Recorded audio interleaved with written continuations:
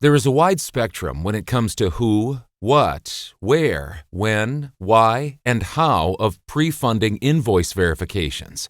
Your funding company may be willing to tell you all, may only tell you what's going on when you complain, or they may want to tell you as little as possible, feeling that it keeps them in control and you off guard.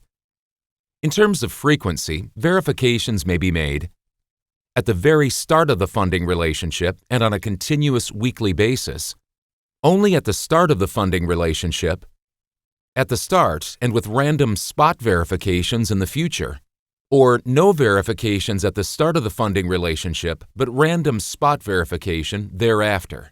At its worst, there could ultimately be many contacts with your customers related to verifications. What kind of things might a funding company ask when doing verifications?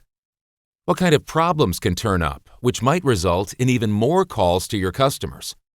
The customer debtor will usually be contacted for data, including payables contact information, whether payments are processed from another location, client vendor number, standard payment terms, total amount customer shows outstanding, total amount already paid, any pending credits, deductions, or offsets, whether the customer has acknowledged the notice of assignment, and what supporting documents are required for payment and financing.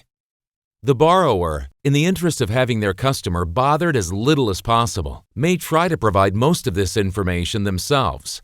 Even if you do provide solid information, the funding company will still often attempt to verify it directly.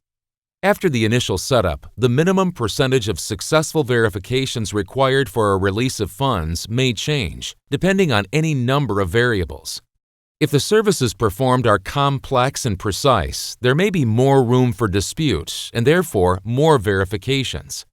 The funding company may take notes as to whether the borrower's customer is difficult to reach and about the payable's contact demeanor. Even that could have some bearing on the funding company's decision to release funds. Problems or concerns may arise during the verification process. Some verification problems are honest mistakes or the result of bureaucratic limitations. Others may be red flags that something is amiss. For example, the funding company contacts the borrower's customer's accounts payable department to verify specific invoices, but the customer will only verify the balance of invoices owed and not any details. For example, actual invoice numbers. Or a supervisor will not sign off on work completed. Or invoices are always being misplaced with requests that they be sent again. Or a supporting document is duplicated and used with an earlier invoice. Or the customer can only be contacted by cell phone. Or the funding company learns that the customer just got off the phone with the borrower and the customer was told to verify what the funding company is calling about. In conclusion, little may be explained about assignment notification and invoice verification to prospective funding company customers.